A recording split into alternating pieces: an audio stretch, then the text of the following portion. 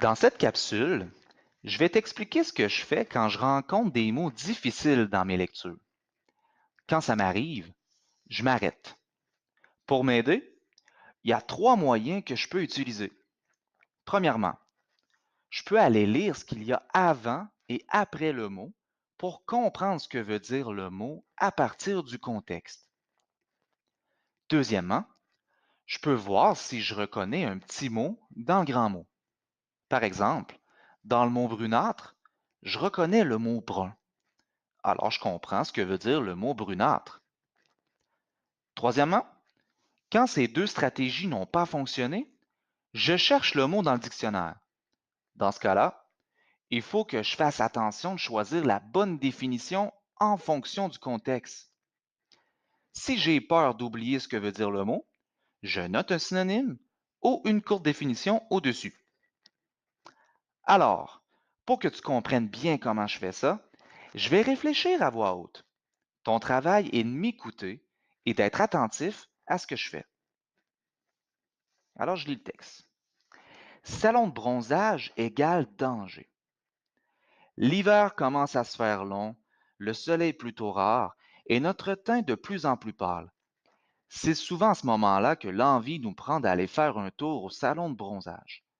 Vous savez que c'est dangereux, mais vous y allez quand même. Pour vous faire changer d'idée, divine.ca vous donne 6 bonnes raisons de ne pas y mettre les pieds. 1. Risque de cancer de la peau. Tous les spécialistes s'entendent pour dire que le fait de se faire bronzer artificiellement ou pas est dangereux.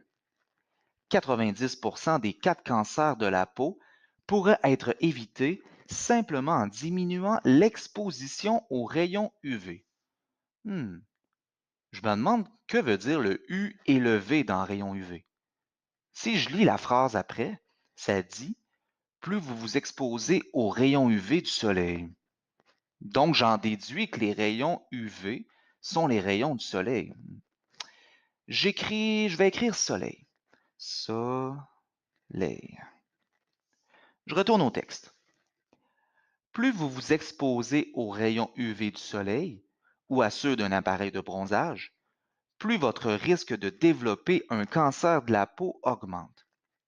Sachez aussi qu'une étude de Santé Canada a démontré que les rayons UVA, ils ont ajouté un A ici. Ça doit être le même genre de rayon que les rayons UV. Je retourne au texte. Les rayons UVA des lits de salon de bronzage sont 5 fois plus puissants que ceux du soleil. 2. Infections et bactéries. Qu'est-ce qui vous dit que la personne qui s'est fait bronzer avant vous n'avait pas une maladie de peau, une MTS, ou tout simplement un rhume? MTS. On est dans le paragraphe des infections et des bactéries. Ça doit être un nom de maladie. Je vais écrire maladie. Maladie. Je retourne au texte. La propreté des lits de bronzage laisse parfois à désirer. En principe, toutes les surfaces qui entrent en contact avec votre peau, ainsi que les lunettes de protection pour vos yeux, devraient être désinfectées après chaque utilisation avec un désinfectant approprié. Malheureusement, ce n'est pas toujours le cas. 3. Le bronzage n'est bénéfique d'aucune façon. Bénéfique. Ça me fait penser à bénéfice. Donc, ça voudrait dire que ce n'est pas un bénéfice à cause de la négation dans l'intertitre. Donc, c'est pas bon. Je vais écrire pas bon. Pas bon. Je retourne au texte. Aller au salon de bronzage avant l'été ou avant un voyage dans le sud ne protégera pas votre peau des effets nocifs du soleil. Nocifs. On dit des effets nocifs du soleil. Et dans l'intertitre, on dit que le bronzage n'est pas bénéfique. Donc, je peux imaginer que nocif veut dire dangereux. Je vais écrire dangereux. Dangereux. Ouais, ça a bien de l'allure. Je retourne au texte. C'est une légende urbaine. Légende urbaine. Ah, encore un mot que je comprends pas. Ça, je sais pas ce que ça veut dire. Premièrement, je vais essayer de lire un peu avant et après pour voir si ça m'aide. Je vais lire le paragraphe au complet. Aller au salon de bronzage avant l'été ou avant un voyage dans le sud ne protégera pas votre peau des effets nocifs du soleil. C'est une légende urbaine. Le fait d'aller dans les salons de bronzage n'est pas moins nocif que le soleil extérieur, bien au contraire. Bronzer, peu importe où, comporte des risques. Ouais, lire avant et après, ça m'aide pas finalement. Alors je vais essayer la deuxième technique. Est-ce que je connais un petit mot dans le grand mot? Non, pas vraiment. Donc j'ai pas le choix. Finalement, je dois chercher dans le dictionnaire. Comme il y a deux mots dans légende urbaine, je vais chercher le premier mot qui est légende. Je cherche. Ah, il y a quatre définitions. Ce que je vois un peu plus loin, c'est qu'il y a des expressions. Est-ce qu'il y a légende urbaine? Oui, elle est là. Ça veut dire récit proche de la rumeur qui se répand dans le public par le bouche à oreille ou par le net. Ah! Ce que je comprends, c'est que c'est pas vrai.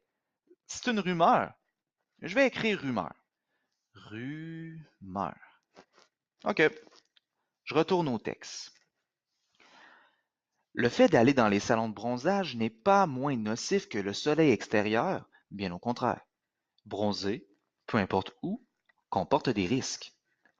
De plus, il est tout aussi faux de croire que le bronzage est essentiel pour combler un besoin en vitamine D. Sachez qu'il n'est pas nécessaire de s'étendre sur un lit de bronzage pour obtenir un apport adéquat en vitamine D. Apport. Ça me fait penser à apporter. Donc ça doit vouloir dire que ça apporte de la vitamine D. Oui, puis avec le sens de la phrase, je pense vraiment que c'est ça que ça veut dire. Je vais écrire apporter pour m'en souvenir. Apporter. Je retourne au texte. En effet, une courte exposition de votre visage ou de vos mains, par exemple lors d'une promenade, vous procure une bonne quantité de vitamine D.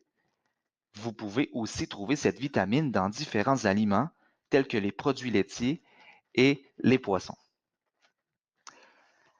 À partir de maintenant, j'arrête de réfléchir à voix haute. Ce que je t'ai montré, c'est ce que tu dois faire pour comprendre des mots difficiles quand tu lis un texte. Rappelle-toi qu'il y a trois stratégies. Premièrement, tu peux aller lire ce qu'il y a avant et après le mot pour comprendre ce que veut dire le mot à partir du contexte. Deuxièmement, tu peux voir si tu reconnais un petit mot dans le grand mot.